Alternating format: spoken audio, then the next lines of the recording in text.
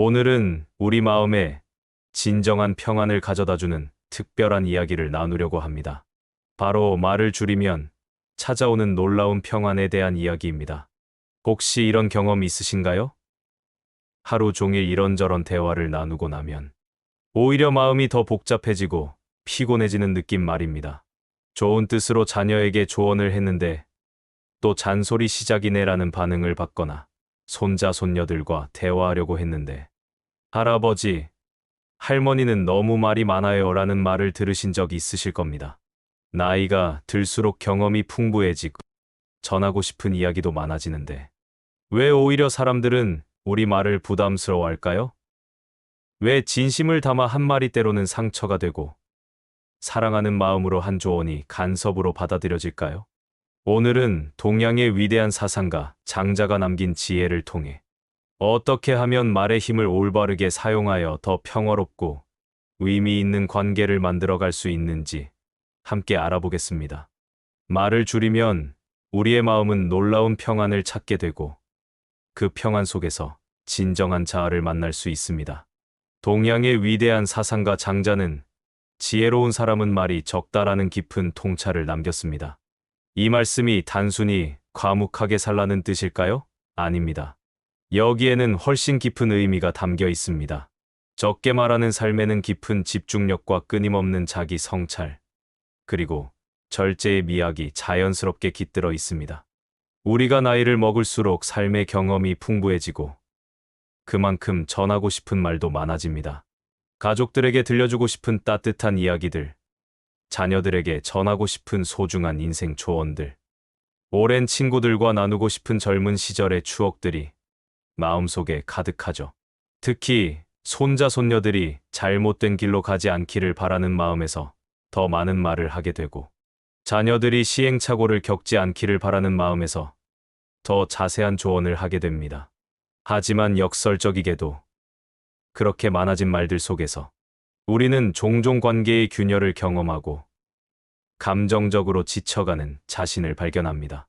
진심을 담아 한 말이 오해를 불러일으키고 사랑하는 마음에서 한 조언이 간섭으로 여겨지며 경험에서 우러나온 지혜로운 말씀이 시대에 뒤떨어진 고리타분한 소리로 치부되기도 합니다.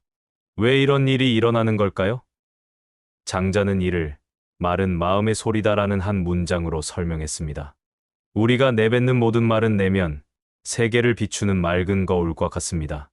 감정이 혼란스러울 때는 말도 자연스레 가벼워지고 마음의 중심을 잃을 때는 말도 방향성을 잃고 흩어집니다. 말은 우리의 소중한 도구이자 동시에 날카로운 양날의 검과 같습니다.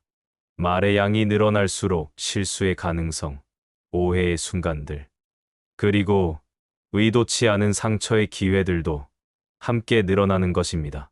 좋은 의도로 시작된 말이 때로는 예상치 못한 갈등의 씨앗이 되기도 합니다.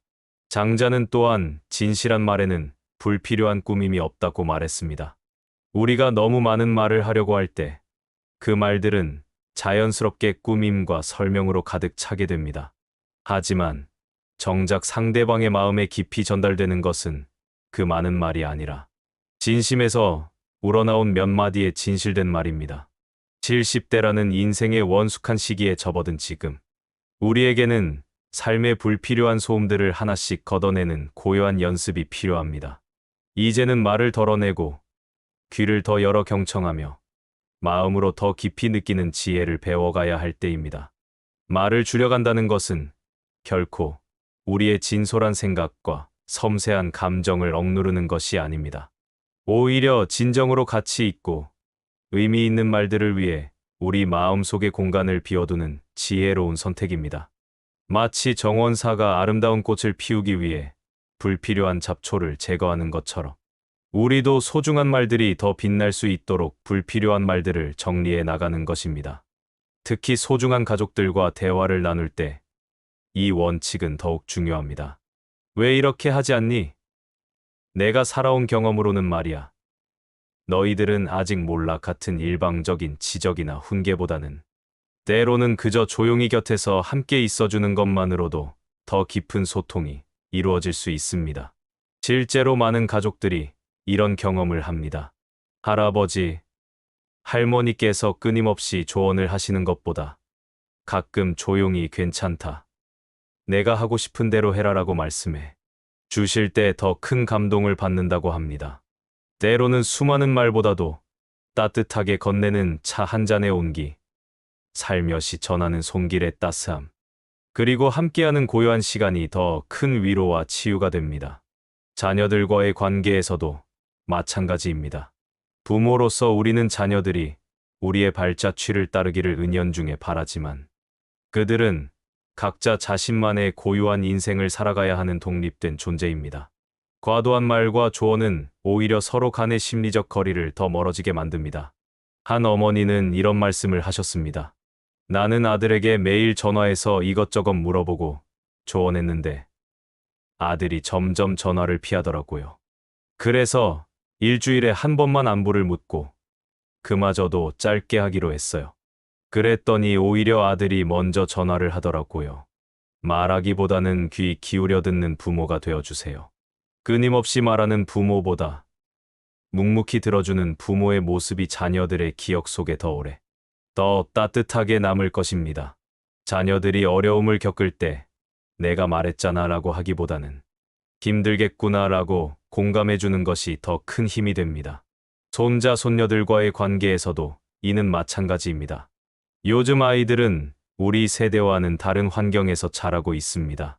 우리의 경험과 지혜가 분명 소중하지만 그것을 강요하기보다는 아이들이 궁금해할 때 들려주는 것이 더 효과적입니다. 때로는 침묵이야말로 가장 강력하고 의미 있는 대화 방식이 될 수 있습니다. 우리는 자연스레 과묵하고 신중한 사람들에게서 더 큰 신뢰와 믿음을 느낍니다. 생각해 보세요. 여러분이 존경하는 분들 중에 말이 많은 분보다는 필요할 때만 의미 있는 말씀을 하시는 분들이 더 많지 않나요? 장자에게 침묵은 단순히 비어있는 상태가 아니라 깊은 통찰과 지혜가 가득 채워진 충만한 상태였습니다. 그 고요한 침묵 속에는 우리의 자존심도, 분노도, 억울함도 차분히 가라앉습니다. 그리고 그 모든 것들을 포용하는 평화로운 평안이 그 자리에 스며듭니다. 현대의 디지털 시대에 이르러 우리의 일상에는 그 어느 때보다도 많은 말들이 넘쳐납니다.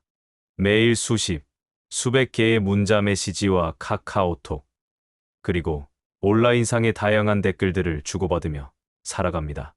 심지어 우리 세대도 이제는 스마트폰을 통해 가족들과 수시로 메시지를 주고받고 있습니다.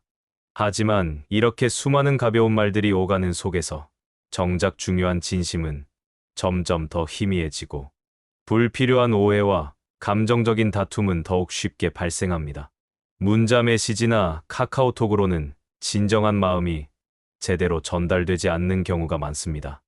글로 쓰인 말은 말하는 사람의 표정이나 음성에 따뜻함이 빠져 있기 때문에 차갑게 느껴지기 쉽습니다.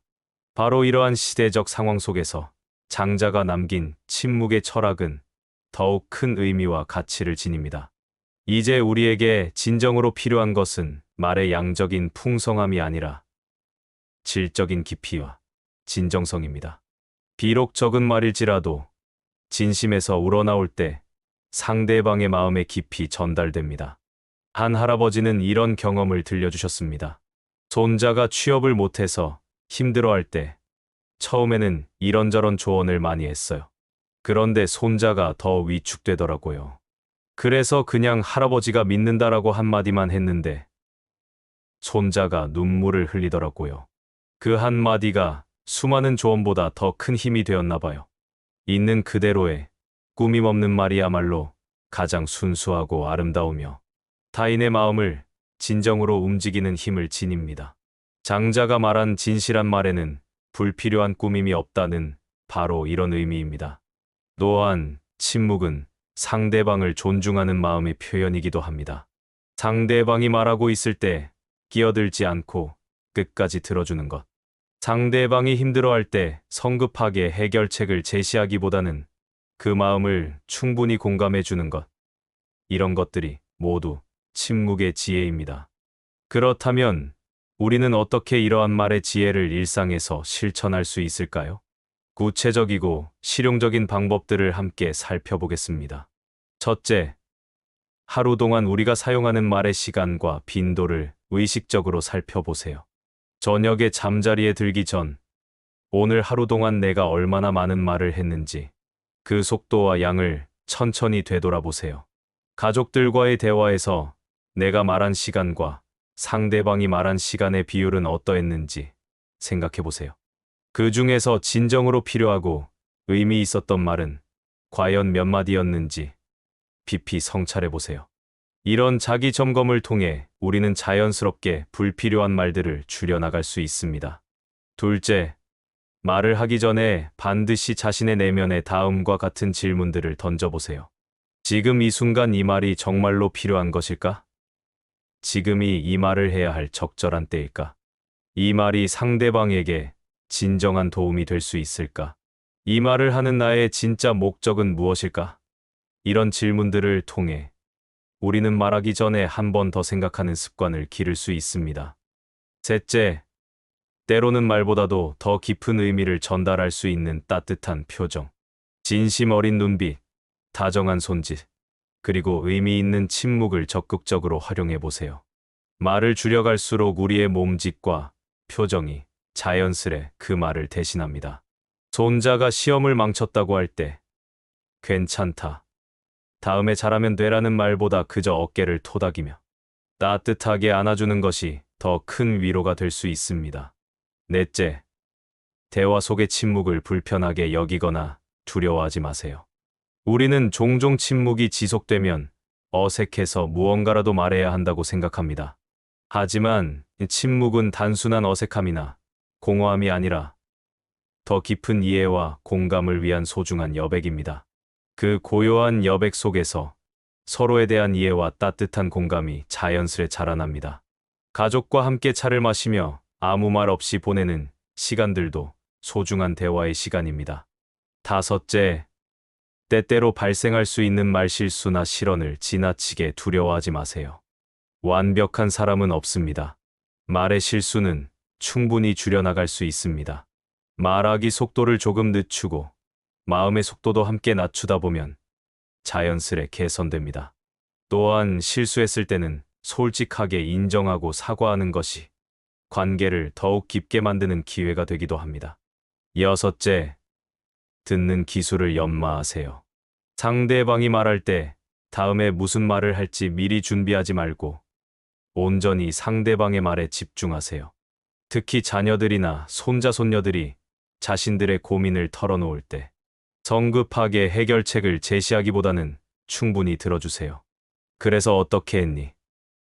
그때 기분이 어땠니? 같은 질문으로 상대방이 더 많이 이야기할 수 있도록 도와주세요. 이런 실천들을 통해 우리는 점차 말의 진정한 가치를 발견하게 될 것입니다. 적은 말이지만 더 깊은 의미를 담은 대화, 짧은 시간이지만 더 진실된 소통을 경험하게 될 것입니다. 사실 우리가 진정으로 추구해야 할 삶의 모습은 끊임없는 소음과 혼돈 속에 있는 것이 아닙니다. 겉으로는 고요하지만 내면은 단단하고 표면적으로는 조용하지만 그 속은 따뜻함으로 가득한 삶을 지향해야 합니다. 장자가 우리에게 전하는 말에 대한 통찰은 단순한 대화의 기술을 넘어서는 깊이 있는 삶의 철학입니다. 그 핵심에는 바로 무의우회라는 동양의 심오한 지혜가 자리 잡고 있습니다. 이는 억지스럽게 무언가를 하려 들지 않고 자연스러운 흐름을 따르며 불필요한 것들을 하나씩 비워가는 지혜로운 삶의 태도를 뜻합니다. 지금 이 순간에도 우리는 천천히 그리고 진지하게 말을 줄여나갈 수 있습니다. 그리고 그렇게 줄어든 말의 자리에 더욱 진실된 마음을 채워 넣을 수 있습니다. 이러한 삶의 방식을 실천할 때 우리의 삶은 자연스레 가벼워지고 마음은 더없이 평온해질 것입니다. 말을 의식적으로 줄여나갈 때 우리의 생각은 더욱 깊어지고 타인에 대한 이해의 폭도 더욱 넓어집니다. 말수를 줄이는 과정에서 우리의 사랑은 더욱 깊어지고 관계 속의 상처도 자연스레 줄어듭니다. 이처럼 장자가 남긴 깊은 지혜는 현대를 살아가는 우리에게도 여전히 큰 울림을 줍니다. 부디 불필요한 많은 말을 하려 애쓰지 마세요. 대신 조용하게, 단단하게, 그리고 따뜻하게 살아가는 법을 배워가세요. 이것이야말로 진정한 의미의 말의 공부이자 동시에 우리 인생의 가장 소중한 공부가 될 것입니다. 오늘의 이야기가 여러분의 마음에 작은 평안을 가져다 주었기를 바랍니다. 다음에도 더 좋은 이야기로 찾아뵙겠습니다. 감사합니다.